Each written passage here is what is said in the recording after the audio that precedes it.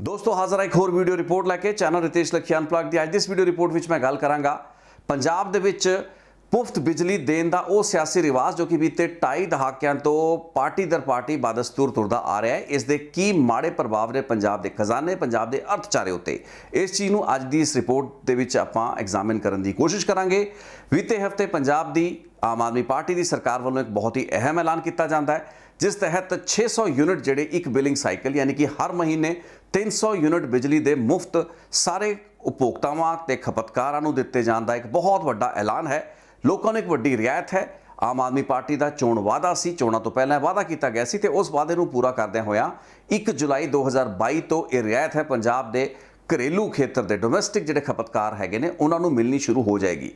सो उस पक्षों आम आदमी पार्टी ने अपना एक चोण वादा निभाया है, लेकिन इस ऐलान तो बाद कुछ कन्फ्यूजनस इस फैसले के संबंध में पैदा हुई हैं जदों पंजाब के जिहड़े बिजली मंत्री हैगे उन्हां वल्लों एक अजिही स्टेटमेंट आई कि यह जिहड़ा रियायत दी गई है जिस तहत कि schedule caste backward classes below poverty line यानी कि गरीबी रेखा तो थल्ले इस दे नाल ही आज़ादी गुलाटी ये 4 वक्रियां कैटेगरियां जो कि अजे तक 200 यूनिट मुफ्त बिजली के हर महीने पार सक रही सन उन्हां दा भी जिहड़ा 300 यूनिट तक बनाया जाने वाला दायरा है जिहड़ा है उस हालात दे विच लागू उन्हां ते नहीं होएगा तो एक भी यूनिट वध आने की सूरत दे विच उन्हां नूं पूरे दे पूरे बिजली बिल पे करने पैणगे। कन्फ्यूजन क्रिएट हो गई।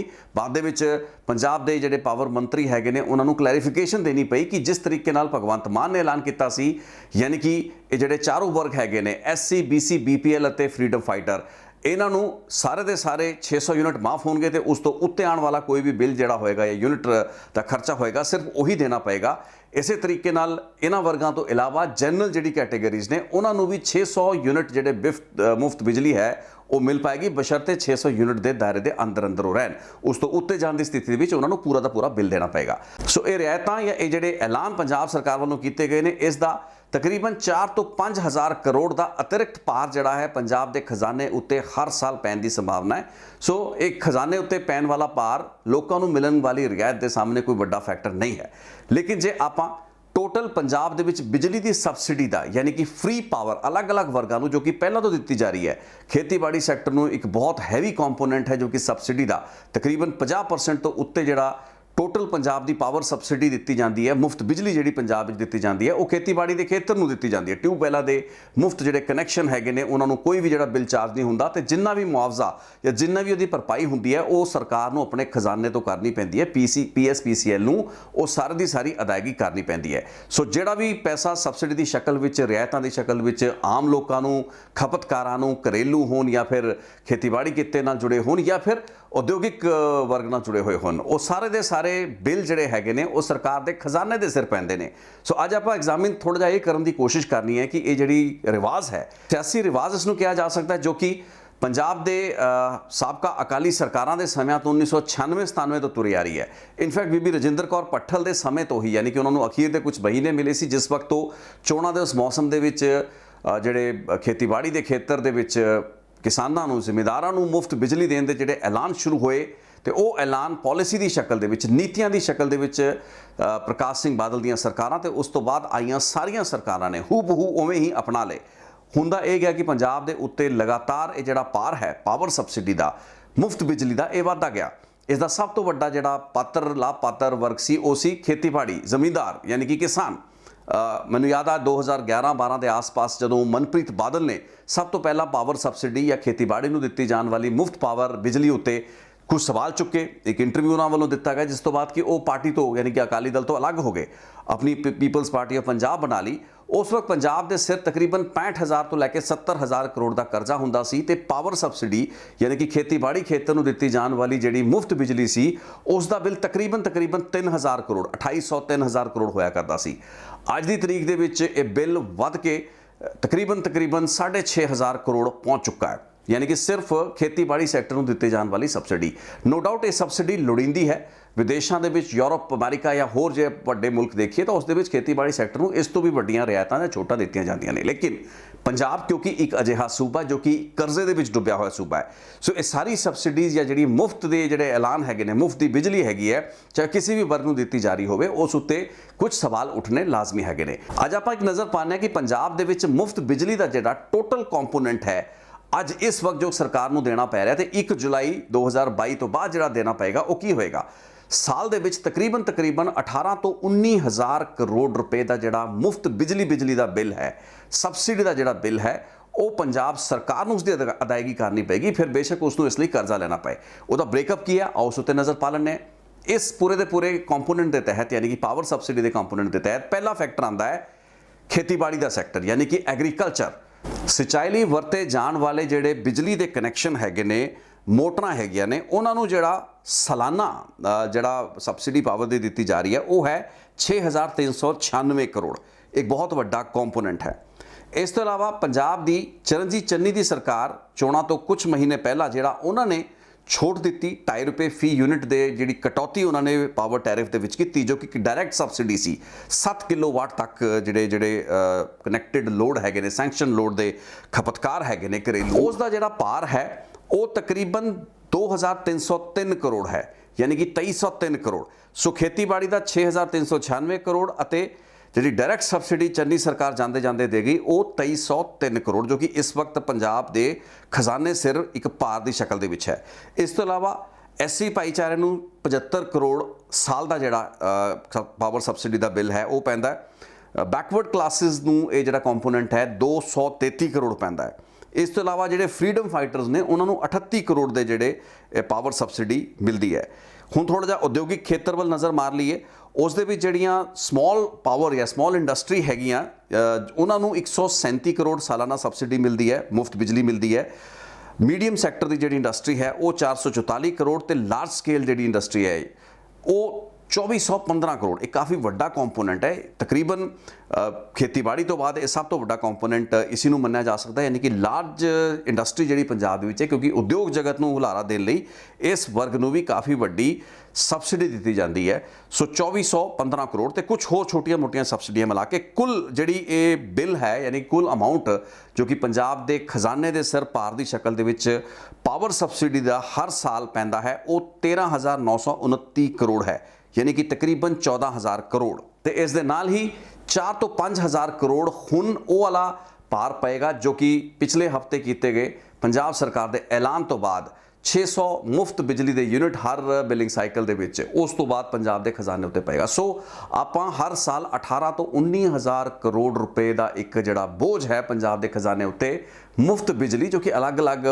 ਵਰਗਾਂ ਨੂੰ ਵੰਡੀ ਜਾ ਰਹੀ ਹੈ, ਦਿੱਤੀ ਜਾ ਰਹੀ ਹੈ, ਉਸ ਤਹਿਤ ਪੈਂਦਾ ਹੋਇਆ ਵੇਖਦੇ ਹਾਂ। ਹੁਣ ਸਵਾਲ ਇਹ ਪੈਦਾ ਹੁੰਦਾ ਕਿ ਕੁਝ ਹੀ ਦਿਨ ਪਹਿਲਾਂ ਅਨਾਉਂਸਮੈਂਟ ਹੋਈ ਸੀ ਕਿ ਪੰਜਾਬ ਦੇ ਸਿਰ ਇਸ ਵਕਤ 2,82,000 ਕਰੋੜ ਦਾ ਜਿਹੜਾ ਕਰਜ਼ਾ ਖੜਾ ਹੈ, ਉਹ ਕਰਜ਼ਾ ਇੰਨਾ ਕਿਵੇਂ ਵੱਧ ਗਿਆ। ਮੈਂ ਤੁਹਾਨੂੰ ਜ਼ਿਕਰ ਕੀਤਾ 11-12 ਦੇ ਵਿੱਚ ਮੈਨੂੰ ਚੰਗੀ ਤਰ੍ਹਾਂ ਯਾਦ ਹੈ 65,000-70,000 ਕਰੋੜ ਦੇ ਆਸ-ਪਾਸ ਇਹ ਕਰਜ਼ਾ ਸੀ। ਸੋ 12 ਸਾਲ ਦੇ ਵਿੱਚ ਇਹ ਤਕਰੀਬਨ 4-4.5 ਗੁਣਾ ਇਹ ਕਰਜ਼ਾ ਵੱਧ ਚੁੱਕਾ ਹੈ। ਅੱਜ 3 ਲੱਖ ਕਰੋੜ ਤੋਂ ਕੁਝ ਹੀ ਘੱਟ ਇਹ ਫਿਗਰ ਹੈ, ਜਿਸ ਦਾ ਮਤਲਬ ਇਹ ਹੈ ਇਸ ਉੱਤੇ ਭਗਵੰਤ ਮਾਨ ਉਹਨਾਂ ਦੀ ਸਰਕਾਰ ਨੇ ਵੀ ਐਲਾਨ ਕੀਤਾ ਕਿ ਇਸ ਚੀਜ਼ ਦੀ ਜਾਂਚ ਕਰਾਈ ਜਾਏਗੀ। ਹੁਣ ਸੋਚਣ ਵਾਲੀ ਗੱਲ ਇੱਥੇ ਇਹ ਹੈ ਕਿ ਕਿਸ ਚੀਜ਼ ਦੀ, ਕਿਸ ਲੈਵਲ ਦੀ ਪੜਤਾਲ ਹੋਣੀ ਚਾਹੀਦੀ ਹੈ ਕਿ ਇੱਕ ਅਪਰਾਧਿਕ ਕੋਈ ਮਾਮਲਾ ਹੋ ਗਿਆ, ਕੋਈ ਅਜਿਹਾ ਸਕੈਂਡਲ ਹੋ ਚੁੱਕਾ ਹੈ ਜਿਸ ਨੂੰ ਇੱਕ ਘੁਟਾਲੇ ਦੀ ਸ਼ਕਲ ਦੇ ਵਿੱਚ ਭਗਵੰਤ ਮਾਨ ਹੋਰਾਂ ਦੀ ਸਰਕਾਰ ਬਤੌਰ ਇੱਕ ਕੇਸ ਟ੍ਰੀਟ ਕਰਨਾ ਚਾਹ ਰਹੀ ਹੈ ਤੇ ਇਸ ਦੀ ਪੜਤਾਲ ਕਰਾਉਣੀ ਚਾਹ ਰਹੀ ਹੈ। ਕਿਉਂਕਿ ਜੇ 2,82,000 ਕਰੋੜ ਦਾ ਕਰਜ਼ਾ ਪੰਜਾਬ ਦੇ ਸਿਰ ਵਧਿਆ ਹੈ ਬੀਤੇ ਤਕਰੀਬਨ 10, 11, 12 ਸਾਲਾਂ ਦੇ ਵਿੱਚ, ਤੇ ਉਸ ਦੇ ਕਾਰਨ ਬਹੁਤ ਸਪਸ਼ਟ ਨੇ। ਅਸੀਂ ਉਹ ਮੁਫਤ ਦੀਆਂ ਖੈਰਾਤਾਂ, ਮੁਫਤ ਦੀ ਜਿਹੜੀ ਸਬਸਿਡੀਜ਼ ਹੈਗੀਆਂ, ਉਹਨਾਂ ਦੇ ਬਿੱਲ ਸਾਡੇ ਕਦੇ ਵੀ ਘੱਟ ਨਹੀਂ ਪਾਏ। ਅਸੀਂ ਕਦੇ ਵੀ ਉਸ ਤਰੀਕੇ ਦੀ ਟੈਕਸੇਸ਼ਨ ਨਹੀਂ ਲਗਾ ਪਾਏ। ਅਸੀਂ ਕਦੇ ਉਹ ਦਿੱਤੀਆਂ ਜਾ ਰਹੀਆਂ ਜਿਹੜੀ ਸਬਸਿਡੀਜ਼ ਨੇ ਉਹਨਾਂ ਨੂੰ ਰਿਵਿਊ ਨਹੀਂ ਕਰ ਪਾਏ। ਅਸੀਂ ਕਦੇ ਉਹਨਾਂ ਨੂੰ ਰੈਸ਼ਨਲਾਈਜ਼ ਵੀ ਉਸ ਤਰੀਕੇ ਨਾਲ ਨਹੀਂ ਕਰ ਪਾਏ। ਜਿਹੜੇ ਸੈਕਟਰ ਜਾਂ ਜਿਹੜੇ ਵਰਗ ਨੂੰ ਇੱਕ ਵਾਰ ਸਬਸਿਡੀ ਮਿਲਣੀ ਸ਼ੁਰੂ ਹੋਈ, ਉਸ ਤੋਂ ਬਾਅਦ ਉਸ ਵਰਗ ਨੂੰ ਉਹ ਸਬਸਿਡੀ ਯਾਨੀ ਕਿ ਉਹ ਮੁਫਤ ਬਿਜਲੀ ਮਿਲਦੀ ਹੀ ਚਲੀ ਗਈ। ਇਸ ਦੀ ਸਭ ਤੋਂ ਵੱਡੀ ਮਿਸਾਲ ਤਾਂ ਪੰਜਾਬ ਦੇ ਵਿੱਚ ਖੇਤੀਬਾੜੀ ਦਾ ਸੈਕਟਰ ਹੈ। ਖੇਤੀਬਾੜੀ ਦਾ ਉਹ ਸੈਕਟਰ ਜੋ ਕਿ 1996-97 ਦੇ ਸਮਿਆਂ ਤੋਂ ਤਕਰੀਬਨ 25-26 ਸਾਲ ਦਾ ਵਕਤ ਹੋ ਚੁੱਕਾ ਹੈ, ਫ੍ਰੀ ਬਿਜਲੀ ਹਰ ਜਿਹੜਾ ਖੇਤੀਬਾੜੀ ਦੇ ਨਾਲ ਜੁੜਿਆ ਹੋਇਆ ਜ਼ਮੀਂਦਾਰ ਹੈ ਉਸ ਨੂੰ ਮਿਲਦੀ ਪਈ ਹੈ, ਇਰਰਿਸਪੈਕਟਿਵ ਕਿ ਉਸ ਦੀ ਜ਼ਮੀਨ ਕਿੱਡੀ ਹੈ, ਉਸ ਕੋਲ ਰਕਬਾ ਕੀ ਹੈ, ਕਿ ਉਹ ਵੱਡਾ ਕਿਸਾਨ ਹੈ, ਛੋਟਾ ਕਿਸਾਨ ਹੈ। ਹਰ ਕਿਸਾਨ ਜਿਹੜਾ ਹੈ ਫ੍ਰੀ ਬਿਜਲੀ ਹਾਸਲ ਕਰਦਾ ਪਿਆ। ਵੱਡੇ ਵੱਡੇ ਫਾਰਮ ਹਾਊਸ ਜਿਹੜੇ ਓਨਰ ਹੈਗੇ ਨੇ, ਜਿਨ੍ਹਾਂ ਕੋਲ ਬਹੁਤ ਕਈ 100 ਕਿੱਲੇ ਦੀ ਜ਼ਮੀਨ ਹੈ, ਉਹਨਾਂ ਕੋਲ ਵੀ ਇਸ ਵਕਤ ਫ੍ਰੀ ਬਿਜਲੀ ਮੁਹੱਈਆ ਹੋ ਰਹੀ ਹੈ। ਸੋ ਰੈਸ਼ਨਲਾਈਜੇਸ਼ਨ ਇਸ ਪੂਰੀ ਦੀ ਪੂਰੀ ਪਾਲਿਸੀ ਵਿੱਚ ਕਿੱਥੇ ਹੈ। ਸੋ ਅੱਜ ਜੇ 18-19 ਹਜ਼ਾਰ ਕਰੋੜ ਦਾ ਜਿਹੜਾ ਅਤਿਰਿਕਤ ਭਾਰ ਹੈ ਪੰਜਾਬ ਦੇ ਖਜ਼ਾਨੇ ਉੱਤੇ, ਉਹ ਇਸ ਵਕਤ ਜਿਹੜੀ ਪਾਵਰ ਸਬਸਿਡੀ ਦਾ ਜਿਹੜਾ ਬਿੱਲ ਪੰਜਾਬ ਦਾ ਬਣਦਾ ਹੈ ਹਰ ਸਾਲ ਦਾ, ਜੇ ਉਹ ਪੈਣ ਜਾ ਰਿਹਾ ਤਾਂ ਆਉਣ ਵਾਲੇ 5 ਸਾਲਾਂ ਦੇ ਵਿੱਚ पंजाब की भगवंत मान सरकार ਨੂੰ इस चीज़ का अंदाज़ा लगा लेना चाहिए कि 1 ਲੱਖ करोड़ रुपए का जोड़ा होर भार है उस 2,82,000 करोड़ के करजे दे विच ਉਹ होर इजाफा होएगा तो ये फिगर तकरीबन पौने 4 ਲੱਖ करोड़ तो उत्ते होएगी। तो इस तो इलावा जोड़े होर करजे चढ़ते हैं पंजाब के वो अलग है। सो इस दे विच तां कोई भी रॉकेट साइंस नहीं, कोई समझण वाली अजिही लंबी चौड़ी गलबात नहीं कि जदों असी एक करजे के जाल दे विच फसे हुंदे आ, यानी कि टैट का एक ट्रैप जिहड़ा है साडे आस पास सानू उलझा चुका होंदा है, उस वक्त उस डैट की सर्विसिंग लई, उस करजे की अदायगी लई, उस दियां किश्तां, उसदे जिहड़ा ब्याज है, उहदे जिहड़े पेमेंट्स हैगियां ने उन्हां नूं देण लई भी सानू होर करजा लैना पै रिहा है। वो एक विशियस सर्कल है जो कि वधदा जा रहा है। 65-70 हज़ार करोड़ का उस वक्त जदों करजा सी जिसनूं लैके मनप्रीत बादल ने काफ़ी हो हल्ला करन दी कोशिश की, लेकिन हर वर्ग वालों ना सिर्फ उन्हां दा विरोध होया बल्कि इस गलबात नूं तां ये समझा गया कि पंजाब या खेतीबाड़ी प्रधान इस सूबे दे विच खेतीबाड़ी सैक्टर नूं दित्ती जाण वाली इस रियायत या इस मुफ्त बिजली उत्ते सवाल या आवाज़ चुकना भी एक बहुत बड़ा गुनाह है, जिस तो बाद किसी भी पार्टी किसी भी लीडर ने इस चीज़ की हिम्मत तक नहीं की।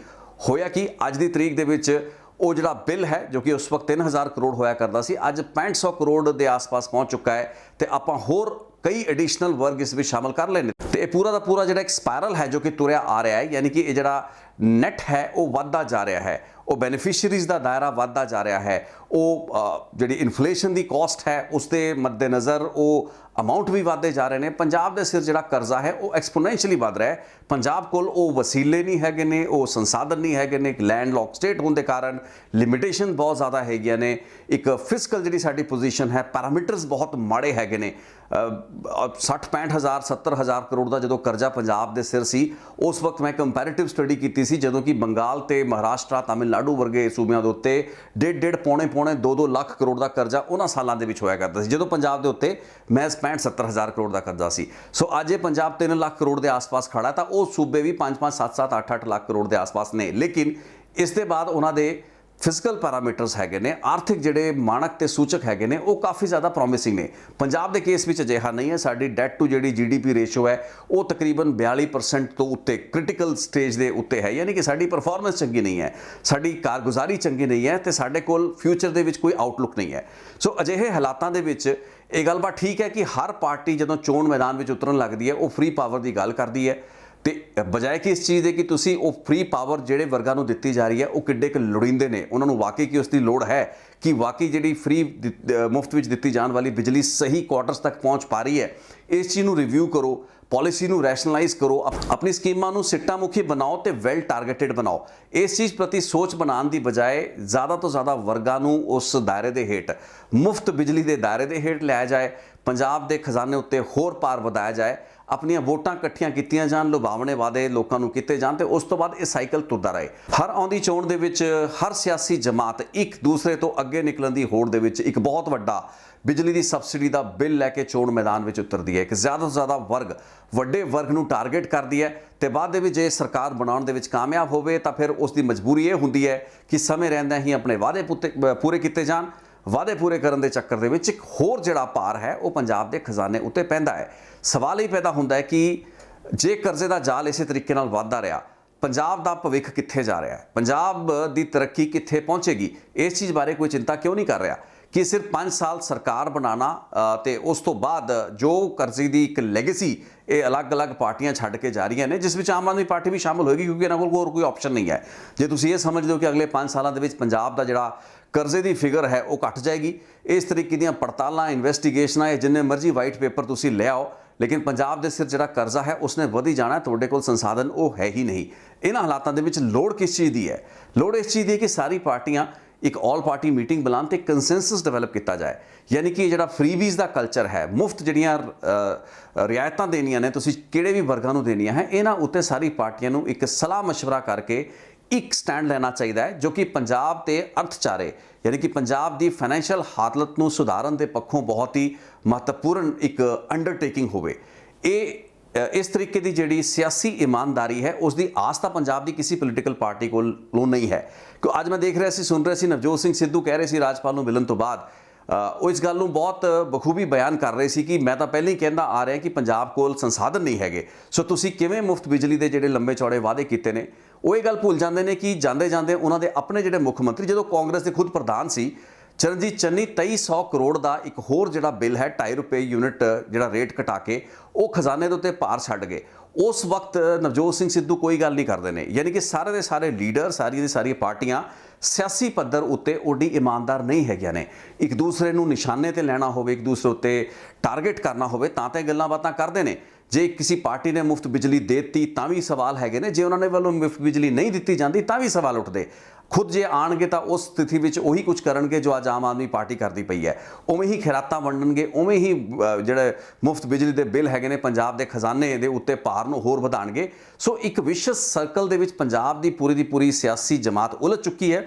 ਸਾਡੇ ਕੋਲ ਉਹ ਸੋਚ ਨਹੀਂ ਬਚੀ ਹੈ, ਸਾਡੇ ਕੋਲ ਉਹ ਸੋਲਿਊਸ਼ਨਸ ਨਹੀਂ ਬਚੇ ਹੈ ਜੋ ਕਿ ਪੰਜਾਬ ਨੂੰ ਇਸ ਖਰਾਬ ਤੇ ਮਾੜੇ ਅਰਥਚਾਰੇ ਵਿੱਚੋਂ ਕੱਢ ਸਕਣ, ਇਸ ਕਰਜ਼ੇ ਦੇ ਜਾਲ ਵਿੱਚੋਂ ਕੱਢ ਸਕਣ। ਸੋ ਅਜਿਹੇ ਹਾਲਾਤਾਂ ਦੇ ਵਿੱਚ ਇੱਕ ਇਮਾਨਦਾਰ ਸਿਆਸੀ ਕੋਸ਼ਿਸ਼ ਜ਼ਰੂਰ ਹੋ ਸਕਦੀ ਹੈ ਜਿਸ ਤਹਿਤ ਕਿ ਸਾਰੀ ਪਾਰਟੀਆਂ ਨੂੰ ਇੱਕ ਮੰਚ ਦੇ ਉੱਤੇ ਬੈਠ ਕੇ ਇਸ ਚੀਜ਼ ਉੱਤੇ ਮੱਥੇ ਨਾਲ ਮੱਥਾ ਲਾ ਕੇ, ਸਿਰ ਨਾਲ ਸਿਰ ਜੋੜ ਕੇ ਇਸ ਚੀਜ਼ ਨੂੰ ਵਿਚਾਰਨ ਦੀ ਲੋੜ ਹੈ ਕਿ ਪੰਜਾਬ ਦੇ ਵਿੱਚ ਇੱਕ ਸਹੀ ਸਬਸਿਡੀ, ਇੱਕ ਲੋੜੀਂਦੀ ਸਬਸਿਡੀ ਕੀ ਹੈ, ਇੱਕ ਲੋੜੀਂਦਾ ਵਰਗ, ਇੱਕ ਅਸਲ ਸੈਕਸ਼ਨ ਜਿਸ ਨੂੰ ਕਿ ਮੁਫਤ ਬਿਜਲੀ ਮਿਲਣੀ ਚਾਹੀਦੀ ਹੈ ਉਹ ਕੀ ਹੈ, ਉਸ ਦੀ ਡੈਫੀਨੇਸ਼ਨ ਕੀ ਹੈ, ਉਸ ਦਾ ਦਾਇਰਾ ਕੀ ਹੈ।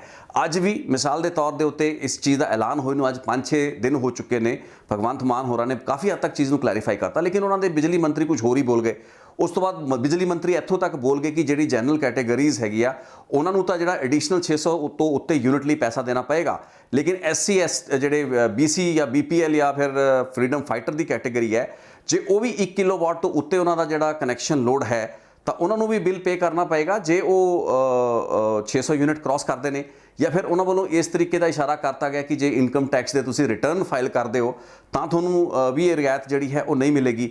ਹੁਣ ਇਸ ਤਰੀਕੇ ਦੀਆਂ ਗੱਲਾਂ ਬਾਤਾਂ ਕਰਨ ਦਾ ਕੀ ਮਤਲਬ ਹੈ, ਜਾਂ ਇਸ ਤਰੀਕੇ ਦੀ ਕਨਫਿਊਜ਼ਨ ਦਾ ਕੀ ਮਤਲਬ ਬਣਦਾ ਹੈ?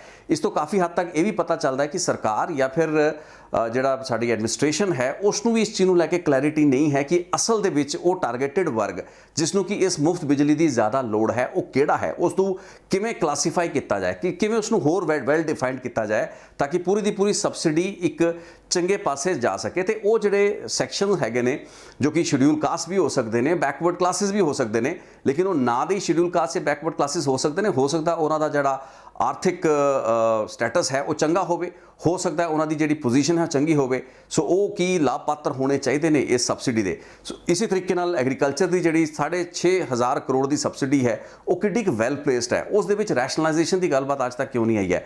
ਇਹ ਸਾਰੀ ਚੀਜ਼ਾਂ ਉੱਤੇ ਜਦ ਤੱਕ ਵਿਚਾਰ ਨਹੀਂ ਹੁੰਦਾ ਤਦ ਤੱਕ ਅਸੀਂ ਕੋਈ ਸੋਲਿਊਸ਼ਨ ਕਿਵੇਂ ਕੱਢਾਂਗੇ? ਇਹ ਤਾਂ ਫਿਰ ਇਲੈਕਸ਼ਨ ਦਰ ਇਲੈਕਸ਼ਨ ਇਹ ਸਿਲਸਿਲਾ ਤੁਰਦਾ ਜਾਏਗਾ।